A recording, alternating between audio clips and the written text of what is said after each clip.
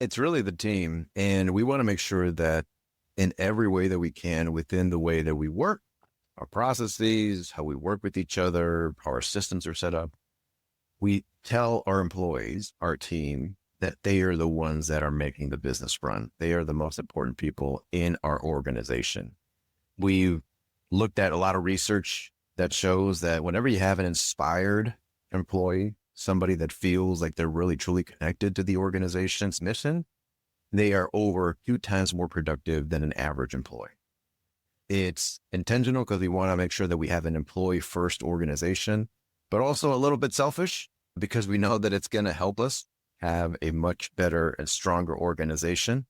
And we talk about that too within the team. Like I tell all my leaders to tell their teams, and I talk to the team directly, is we're here to serve you. We're here to support you. We're here to make you successful. If you're not successful, nothing happens. But I am the world's biggest super fan. You're like a super fan. Welcome to the Business Superfans Podcast. We will discuss how establishing business superfans from customers, employees, and business partners can elevate your success exponentially. Learn why these advocates are a key factor to achieving excellence in the world of commerce. We discuss the invaluable insights of business owners who have successfully implemented the strategies in the book to build their own team of devoted superfans. Gain insightful knowledge from the experts who create applications to help you create passionate superfans. This is the Business Superfans Podcast with your host, Freddie D. Ready!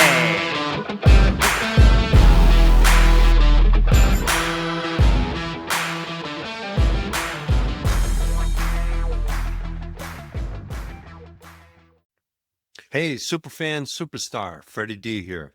In this episode 117, we're joined by Jaime Raul Zepeda, a workplace culture architect and executive leader passionate about transforming how we experience work. Jaime has dedicated his career to helping companies create environments where people feel fulfilled, engaged, and empowered.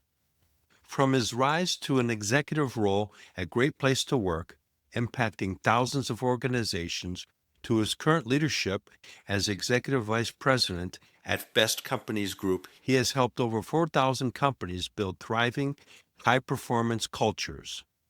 With deep insights from years of research and an MBA from Berkeley Haas School of Business, Jaime believes true success comes from employees who are both happy and growing. Today, he partners with business leaders nationwide to measure, understand, and transform workplace culture, proving that investing in people drives success for everyone.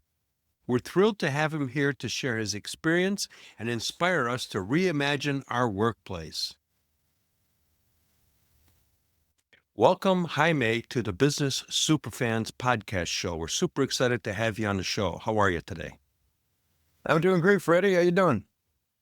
I'm excited about this conversation. Really wanted into really what Best Companies is all about.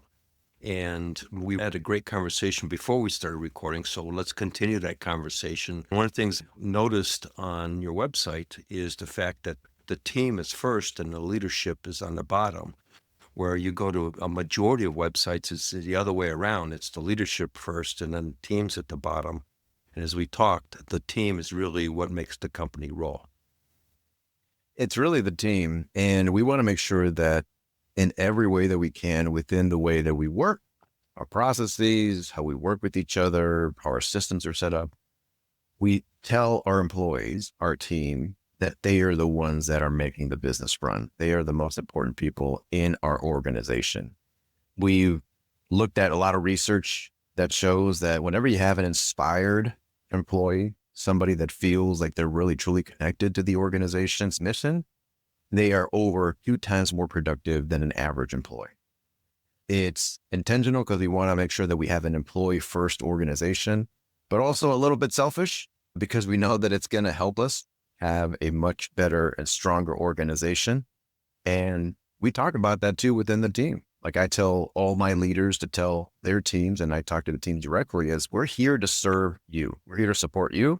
We're here to make you successful. If you're not successful, nothing happens. Absolutely correct. So let's go back to the beginning. And what's your backstory And how did you get involved with the organization? Yeah. So it started when I read a book that I'm not sure if you read that really just hit me hard. It's Drive by Dan Pink. No, I've And I'm not not read sure if that you've one. seen that. It's a great book. It talks about what motivates us at work. What's the thing that keeps us going and actually makes us want to do better? He breaks it down into really, we want to feel really good about the work that we're doing. We want to feel like we're making progress. We want to feel like we have some agency in the work that we do. And we want to feel like we belong to something bigger than ourselves.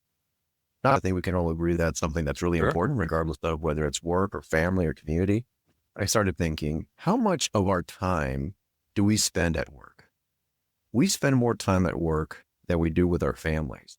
We spend more time talking to our manager than we do talking to our spouse. Sure. So why not make that the best experience we can make? And as I dug deeper into it, found out that it's not just good for the employee, it's good for the organization. There's a lot of information out there that shows that if you're a best place to work, if you're an organization that does that really well, you beat the market. You are more profitable. You are more innovative. And so that started my career in this space. Now I've been in it for 15 years. I started when I was at Great Place to Work. Great Place to Work is the research and analytics firm that helps Fortune magazine create the 100 best companies to work for list every year. So whenever you go to your grocery store and you see that there, that's the company that does all the work on the back end. And then I did a couple of roles in HR to really live that role and understand it better. And now I have the privilege of leading Best Companies Group, which works with over 10,000 organizations to help them understand and then evolve their workplace to become one of the best in the country. What a great background, and the variations of different areas that you worked in to give you the background that you have to do what you're doing today. One of the quotes that I wrote in my book, Creating Business Superfans, is people will crawl through broken glass for appreciation and recognition. Yeah. And it doesn't happen as often as people think. Correct? Especially leaders think that they recognize more than they actually do. They recognize at a level that's sufficient. And the data proves that's not true. The difference between an employee who gets recognized weekly is 3 times more impactful, right? And the other thing too is, Jaime, is that if I recognize you personally, all right, that's wonderful, that's great. But if I stop and say, hey, everybody, I want to take a moment to recognize Jaime on this extra little project that he's done, and he really killed it for us, everybody gets excited. You feel like a rock star. And then other people go, wow, I'm going to step up my game. And it just changes the dynamics just like that. It's just like that. And sometimes that's too much for some organizations. The organizations that over time we don't hear about anymore because they go out of business. Culture becomes toxic. People leave. Because And everybody's distracted and they're talking about the negativity, and the negativity just keeps spreading because you get the pollution, I'll call it, into the work environment. yeah, That tonality you can't hide. So if someone calls up on the phone, a prospective customer, and someone's not happy about their job, that's going to come across. absolutely. One thing I want to pick on that you just mentioned, Freddie, in your example, is if that happens when you have an employee that gets recognized in front of others, yes, you get the boost of that employee right away. They feel great. They feel like a superstar, and they're going to be more motivated to do even more and go above and beyond. An inspired employee is 2 times more productive than an average one. So you're putting energy into their and keep going. The other thing that it does, and this is the part that a lot of organizations don't think about, is that it tells the story of what it means to succeed in that organization. Because when you say, Freddie, you did a fantastic job on this project. I appreciate all the great work you did in front of everybody else. And you tell the story of what exactly did Freddie do to be such a superstar? He thought about the customer. He was proactive. He searched for an answer. He didn't give up. That if I want to get ahead in this organization, I got to be like Freddie. I got to be proactive. I got to take initiative. I got to be customer first. And so that's how you create culture. You create culture by the things that you promote and the things that you do not allow, right? Sure. There's two powerful questions that any leader out there, especially if you're a senior executive or executive, think about what is my culture and how do I preserve it? Is one, what are the behaviors that I'm observing that are making us successful? Those are things that you want to keep happening and you want them to grow and you want more people to do, right? So kind of like this example, what did Freddie do to be successful? And then two, what are the behaviors that are not happening that are making us successful? These are the things that you do not want to see grow in your culture like weeds. You want to make sure that you don't allow people to do that. You tell them that's not the way that we do it here. And then eventually maybe you fire them if they do exhibit. Just those two questions, you obsessing about those and thinking about those, you'll create the culture that you want. And what that does is that transform that team into super fans of that workplace. And so now they're out there promoting to their friends, their family, and their circles of influence. Man, I love my company. I love my job. I look forward to go to work versus, oh, I got to go to work again. A whole different energy. My wife works from home. She's in the other room right now. She works for a company called Hear.com, hearing aids.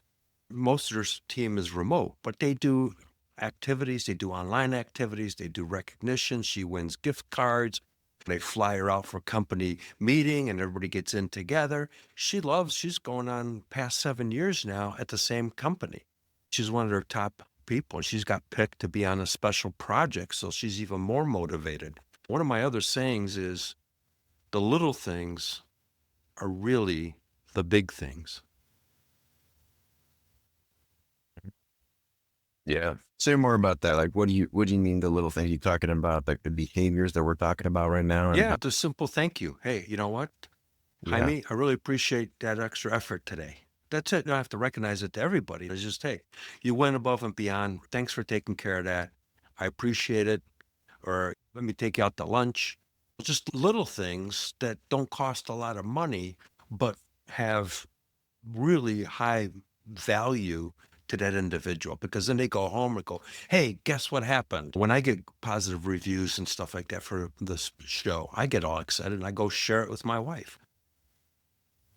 Because you get the feedback of my work matters. And Exactly. which means I matter, which means I matter to this organization, which means I really care about this organization now, because it's a virtuous cycle. A lot of businesses, those that do not care about this, don't think of it that way. They think of it as it's a transaction where we get all the value. We hire an employee, we pay them money, and then we extract all the value we can out of that employee for as long as they want to keep getting the money. I'm being very crude about it, but that's what they think of it like, right? Absolutely. I worked with a company and we were working with contractors, and the mindset, they should be grateful because we're giving them work. And my mindset was, you've got that completely backwards, because they're happen to go to a customer as an independent representative of our company. So guess who's the front line? Not you. It's the contractor. That's the front line. It doesn't matter what industry, home improvement or commercial improvement, interpreting services, they all use contractors. That you need to make sure they're super happy about working with you, because that's the representation and they can work for anybody. Yeah, just imagine if that thinking was really taken to the logical end, right? If you were at Amazon and you're spending millions of dollars on advertising, you're putting out a huge Super Bowl ad that makes you look great and shows people what you can do and makes people think of Amazon. But then at the same time, all of your employees, especially those that work in customer service, are delivering a terrible experience. Are you really getting ahead? Are you really? You're sinking backwards.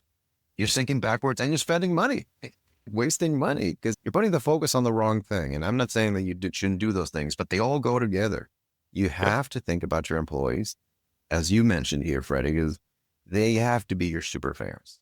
They have to be excited about talking about where they go to work, talking about the products, talking about the services, potentially bringing in new customers because of how excited they are about the work. Sure, because the transaction is not the sale. I've been in sales for many years. The sale begins everything that happens after the transaction. That's the sale because that's the impression, that's the mindset, and you need to transform that customer into a super fan so they're telling other people and it snowballs. And you're absolutely correct, Jaime, is the fact that that employee, if they're excited and customer calls up, they're going to handle that in a very different way than if somebody is there for a paycheck because they feel underappreciated, they're not recognized, and so they're just going to go through it from a transactional standpoint.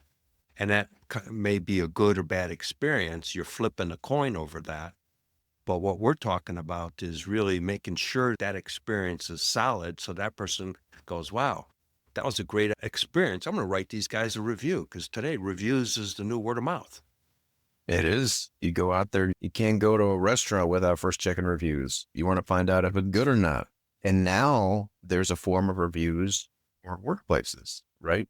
More and more in the experience of what people feel at work is becoming transparent. And we play a big part in that too. And we're proud of doing that because we do the survey directly to employees and ask them all of these really tough questions. Their responses go directly back to us. The organization, the employer does not have anything to do with that. And then we, from that data, decide, are you truly a best place to work or not? And it's the employee's experience that we gather, right? That's the process that we go through whenever somebody works with us, either through employee engagement surveys where we help them understand the data and then build a better workplace, or when they just want to get a good sense, are we really a best place to work already? And if so, we like to be recognized as one, do both of those things. But the experience comes directly from employees. And then we publish that. We show the world, these are truly best places to work. Here's the data that shows why they are.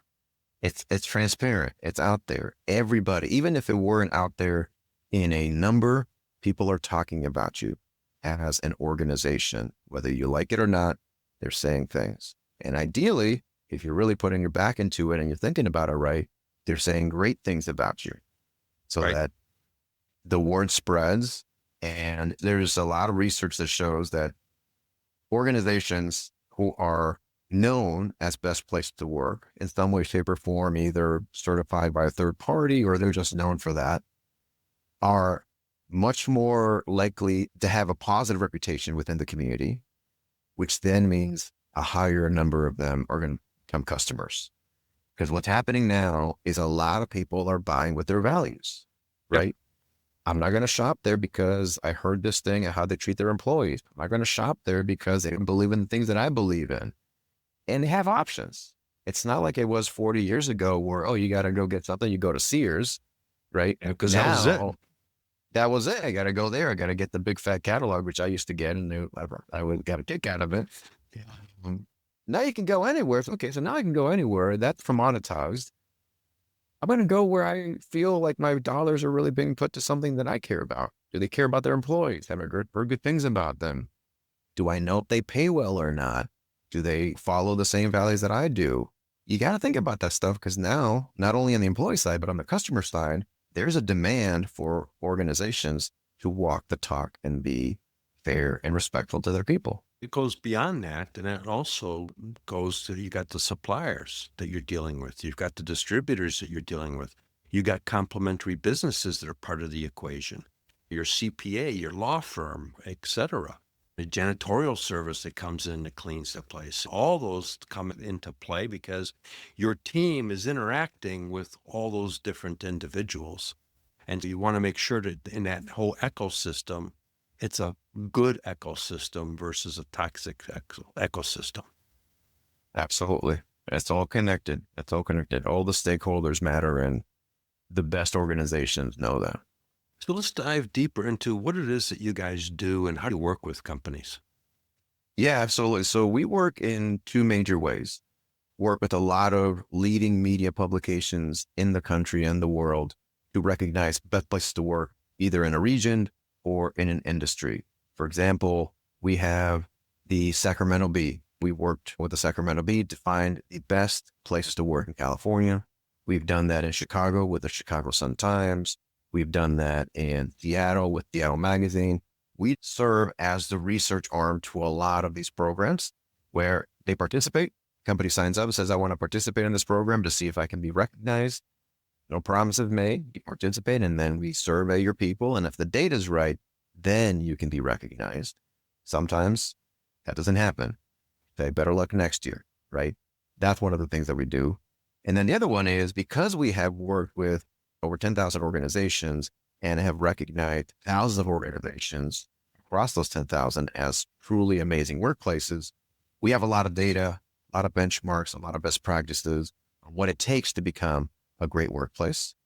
And so we consult organizations that want to go through that journey, starting with understanding what their employees are spending in the moment. So we do surveys, we do assessments, focus groups, and then what do we do with the data to help create a better workplace for everybody where everybody thrives? So we advise the leadership team, we put together action plans, we support the HR teams in using that data in a helpful way to create some actionable outcomes. Oh, okay. So really you're taking the data and playing it back to the leadership team anonymously, but more importantly, it's giving them a real assessment of what their environment is at the workplace. Because a lot of times people have a fallacy that everything is wonderful, and it may not really be wonderful. Yes, or they don't know what things are like, but they have a little voice in the back of their head saying it's not very good. So as soon as they get the data back, they just walk away from that spreadsheet very slowly and never touch it again. There's a lot of that where they have the data, but they decide not to do anything with it, which is even worse than if you did not ask your employees how they feel. It's better to do this kind of project where you're trying to improve the workplace and asking your employees how they feel when you do have a plan to act on the data. Otherwise, don't do it. It's just a waste of everybody's time, waste of your resources. If you're not ready to act on the feedback, don't ask for it.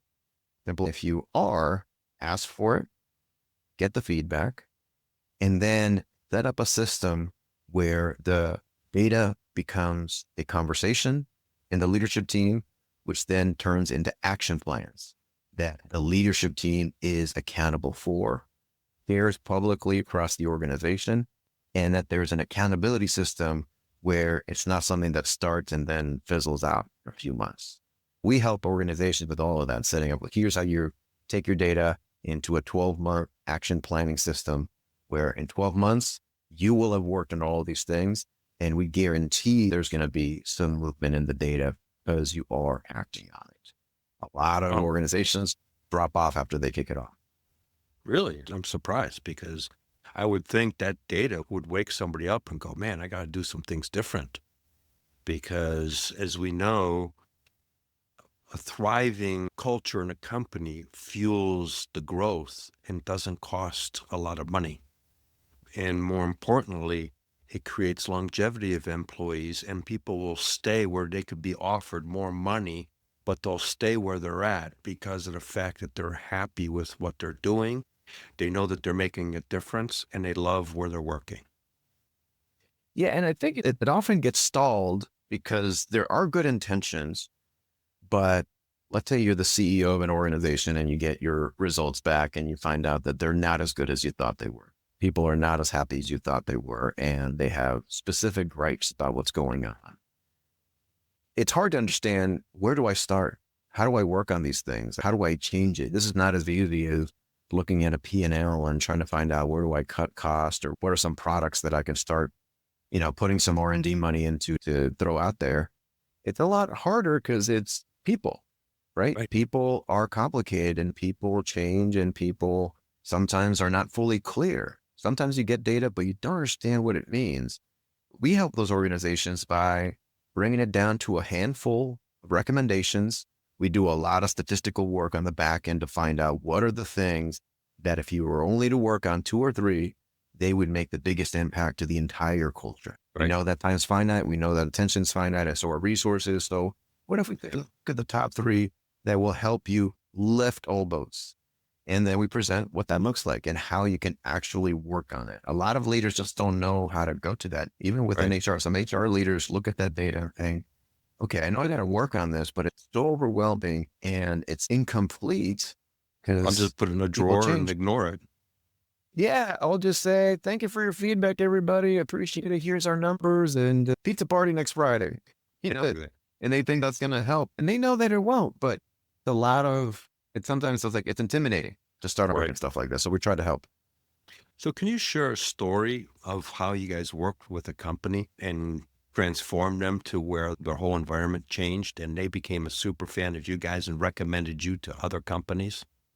Yeah, absolutely. So it's the story of a biotech company that we work with where part of the project was us having a conversation with the leadership team to understand why their innovation had gone down. They were not putting out as many patents as they had in the past. That had dropped off quite a bit recently. And they are sizable enough organization where they thought nothing's really changed. So what's going on? So they brought us in, did a little bit of research, and then we had a conversation where we presented these findings to the executive leadership team. And in that conversation, we found something that ended up transforming their organization for the next few years. One of the observations we made is people don't feel proud about the work that they're doing anymore. Pride levels in the work that they're doing have dropped off the last few years. Why do you think that is?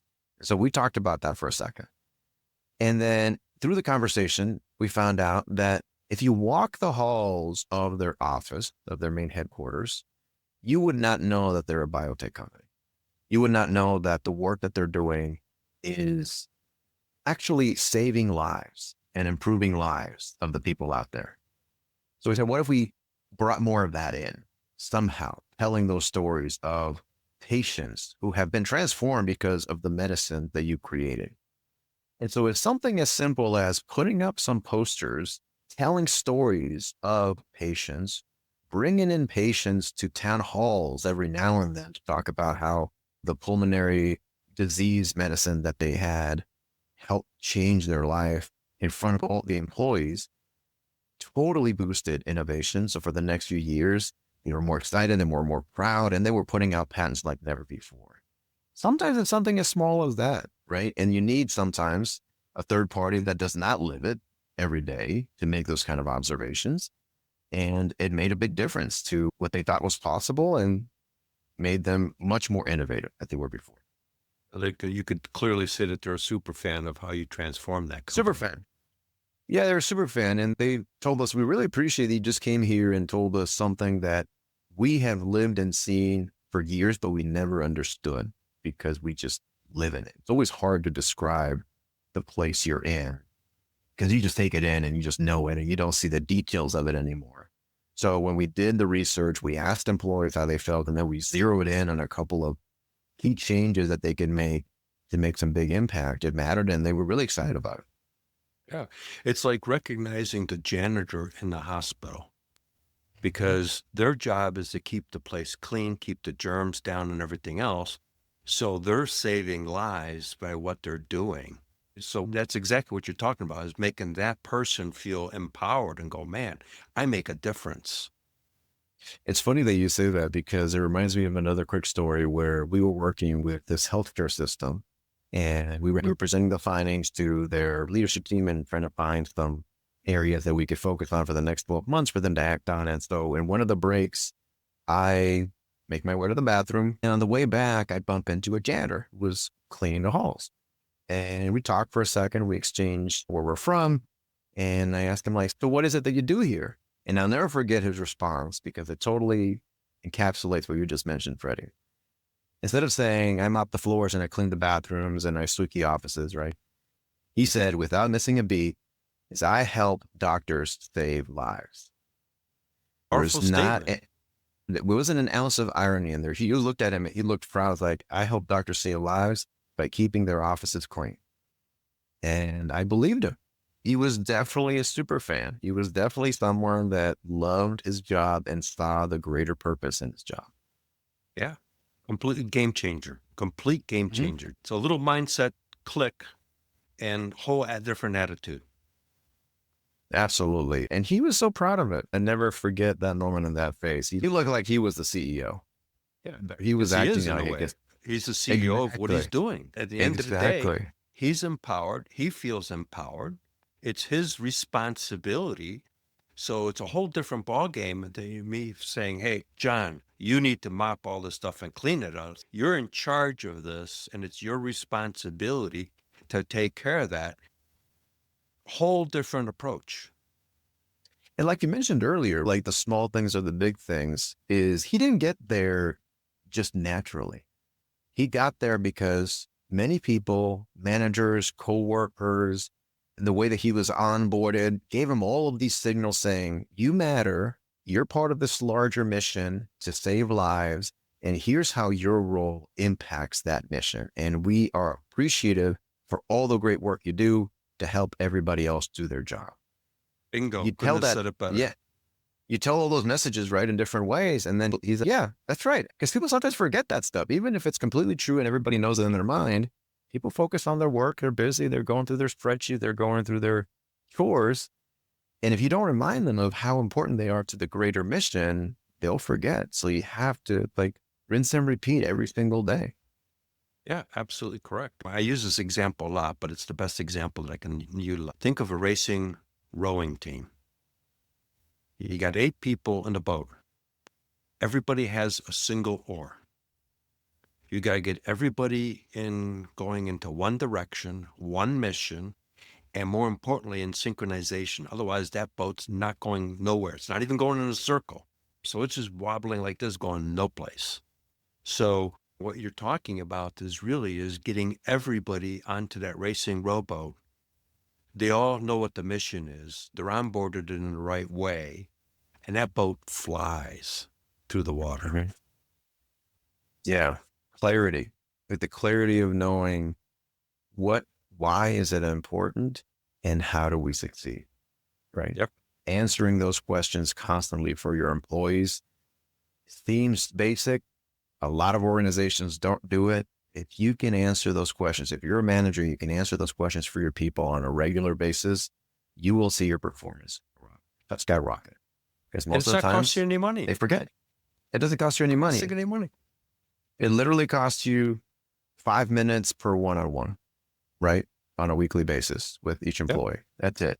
It's the best return on investment that you can have out there, more than anything else you can spend on, is just spending 5 minutes in your next one-on-one with your employee. Say, hey, let me remind you why your role is so important to the work that we do here.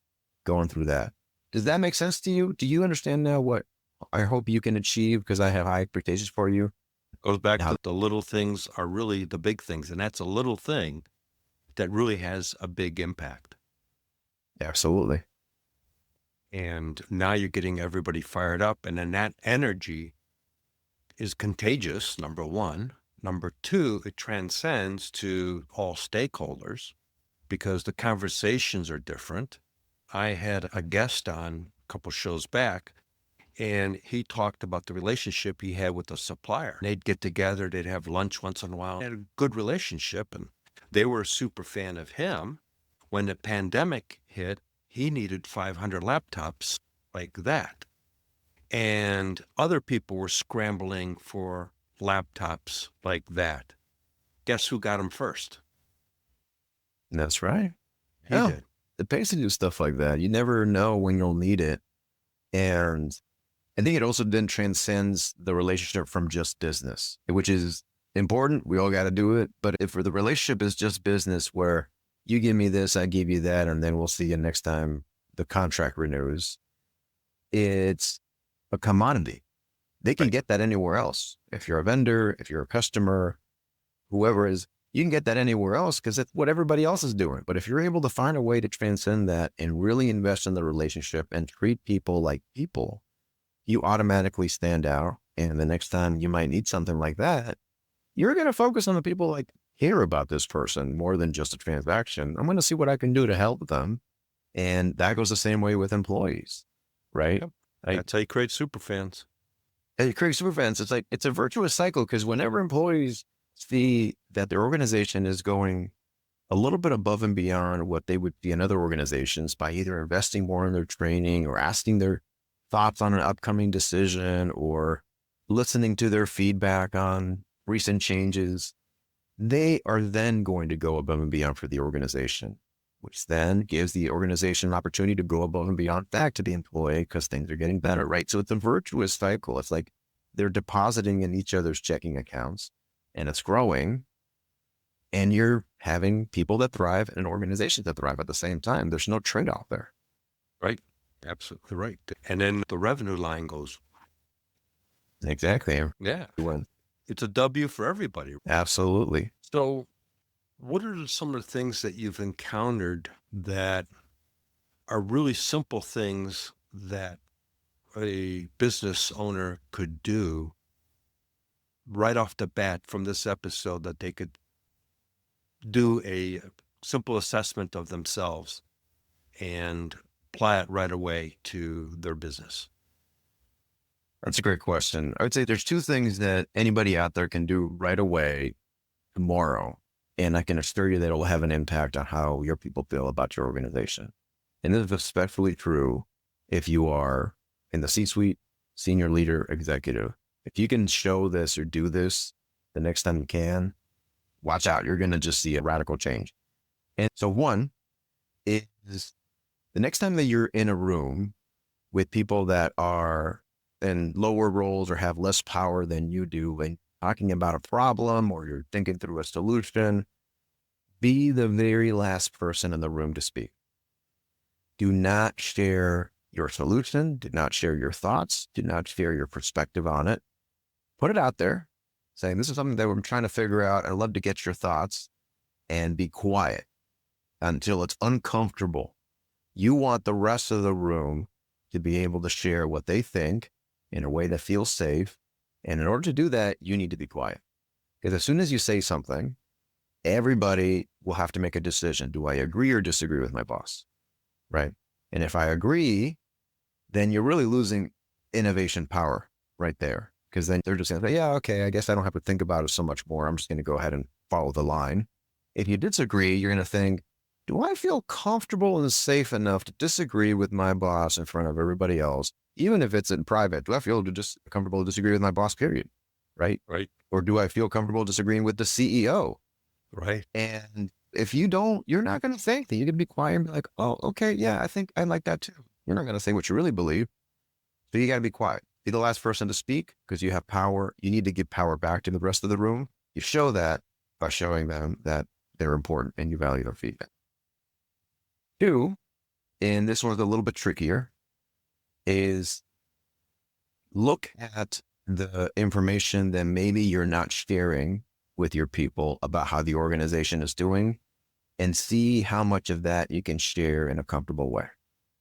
What I mean is right now we're going through economic uncertainty.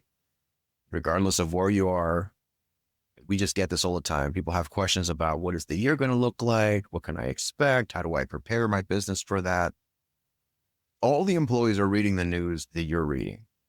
If all that they're hearing is positive, rosy statements, they're going to think, they're not telling me something. Either it's so bad that they don't want to say anything about it, or they have no clue how to address this.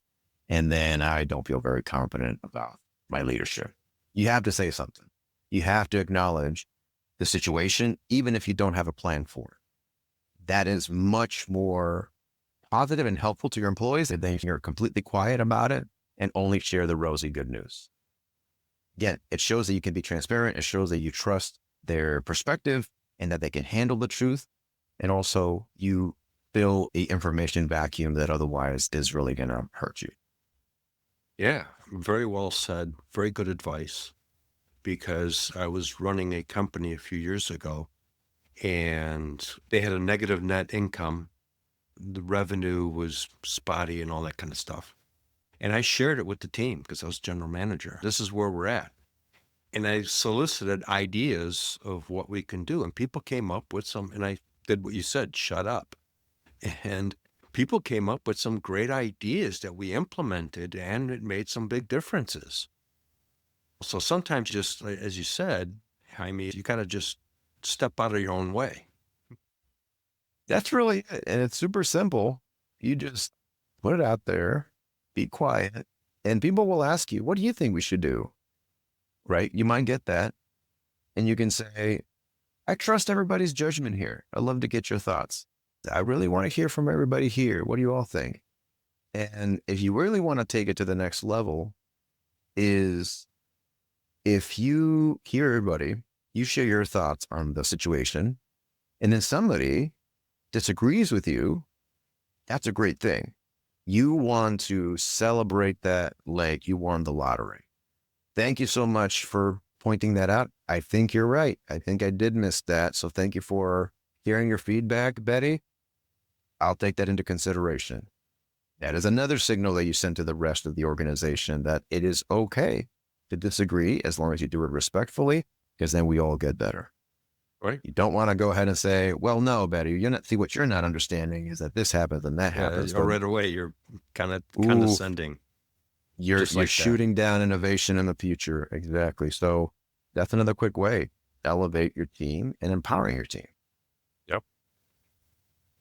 The little things are really the big things. They matter. They matter. They absolutely. Jaime, as we get close to the end of the show here, how can people find you? Yeah. So I'm on LinkedIn. Happy to connect with anybody out there that wants to talk more about this. You can also contact us at Best Companies Group by going to bestcompaniesgroup.com and sending us a note. We'll give you all the information about what we do and how we can help you. And if you want to contact me directly, you can just go to my website too. It's JaimeRaulZepeda.com and have some resources there. I also sometimes speak on these topics if that's of interest, if anybody out there wants to hear more about it, or if you just want to connect and get to know each other. I'd love to talk about you. Great. Well, we'll make sure that's in the show notes. Thank you so much for your time. You and I could probably talk on this for days. Had a great time. Thank you so much. And we look forward to having you on the show down the road again. Sounds good. Before we wrap, here's your quick debrief. Every conversation focuses on a single pillar of the Superfans framework, 9 road-tested steps that turn a spark of possibility into unstoppable, scalable prosperity. The 9 pillars. S, start, strategic positioning and purpose. U, unite stakeholder synergy. P, propel magnetic messaging. E, elevate every stakeholder experience. R, rally referrals and reputation. F, foster financial fitness. A, automate for exponential leverage. N, nurture lifetime loyalty. S, scale and sustain prosperity. Each episode concludes with a Superfans Success Spark, a practical guest-driven action distilled from today's conversation that you can implement within 24 hours.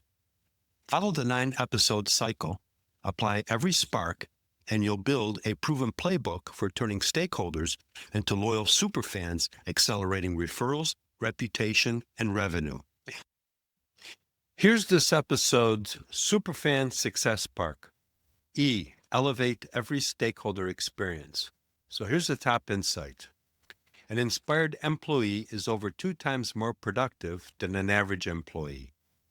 When you recognize somebody publicly, you're not just fueling their motivation, you're telling the entire team what success looks like. Jaime Raul Zepeda. So here's the 24-hour action step. Pick one team member who went above and beyond this week and recognize them in front of your entire staff.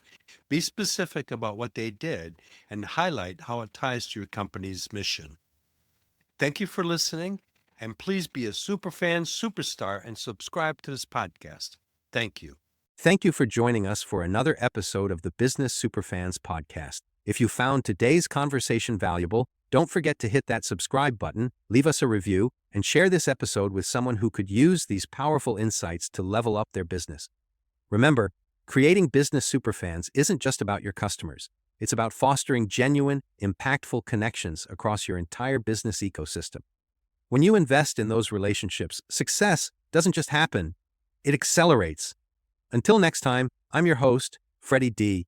Let's keep building superfans, creating unstoppable momentum, and driving your business toward extraordinary success. See you in the next episode.